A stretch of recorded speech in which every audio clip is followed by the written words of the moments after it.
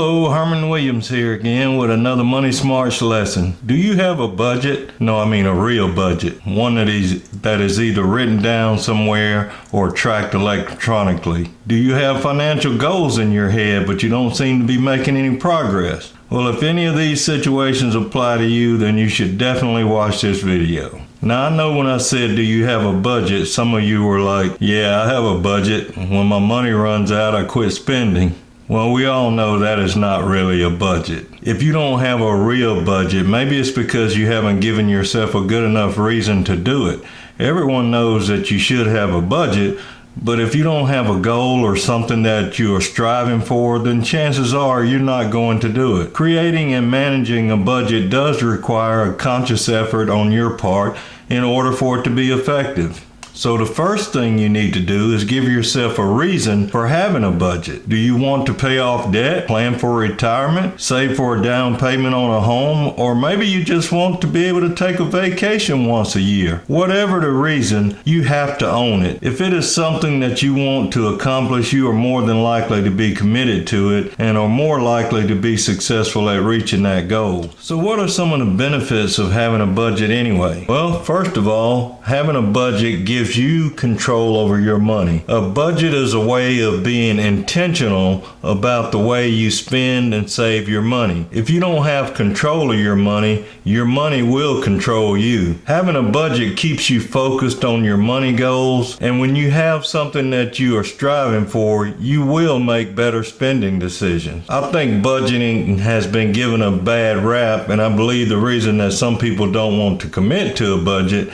is because they think budgeting means you have to give up something or stop doing things that you enjoy. What budgeting actually does is clearly show you how you allocate your money and gives you the choices on what stuff to enjoy based on your financial limitations and your goals that you set for yourself. I think one of the most valuable things budgeting does is it makes you aware of what's going on with your money. I think it is sometimes easy to convince ourselves that creating a budget is not going to help our situation. We know how much money we have coming in and we pay our bills, we buy food, we put gas in the car, and at some point during the month, the money is gone or almost gone, so we tell ourselves, I don't need a budget to tell me I run out of money every month. But until you sit down and examine all of your spending, you can't be sure where all of your money is going. Also, if you are just looking at where your money went instead of deciding ahead of time where your money will go, then you still don't have control over your money, and your money is controlling you and possibly preventing you from reaching your goals. There are a lot of other benefits to having a real budget, not the least of which is a sense of confidence that you are in control of your money, no matter how much or how little it is. Being in control will not only boost your confidence in yourself, but it will also motivate you to take more control of your finances.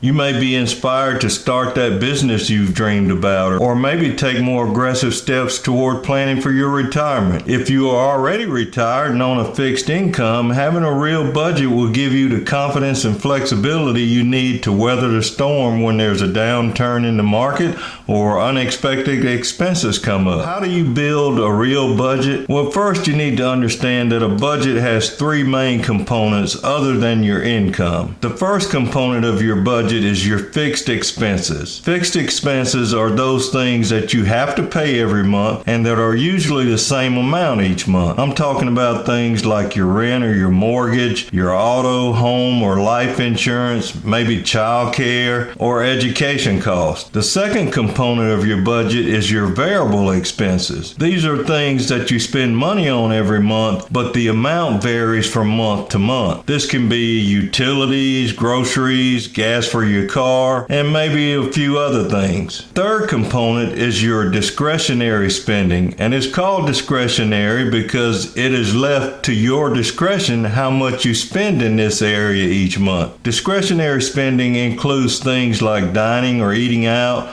shopping, entertainment, hobbies, and many other things, including savings. Obviously, this is the area where you have the most control. Now, I'm not going to sit here and try to tell you that if you're dining out, 6 to 10 times a month, that you need to cut that back to 2 times a month. I'm also not going to tell you that you need to give up your Starbucks coffee. What I am telling you is that you need to know where all of your money is going each month. Then you can decide where to make adjustments. 2 things to keep in mind when building your budget. One is that your budget should be a zero-based budget. See, I heard that. You're saying my budget is already at zero. That's not what I meant. A zero-based budget simply means that you have told every dollar where to go in advance, and at the end of the month, your income minus your expenditures equals zero. Now, that doesn't mean that you're broke at the end of the month, because hopefully one of the places you've told some of your money to go is to savings. The second thing to keep in mind when building your budget is to do it before the start of the month and to be month specific. If you know your utilities are higher or lower in certain months, then you should budget accordingly. If you know you spend more on gas or entertainment during the summer months, then set your budget up with those things in mind. Oh, and don't forget those special occasions like holidays, birthdays, and anniversaries where you tend to spend more. Another important factor to keep in mind when building and managing your budget is your cash spends. It's easy to track the big stuff and even the smaller things when we use our debit or credit card,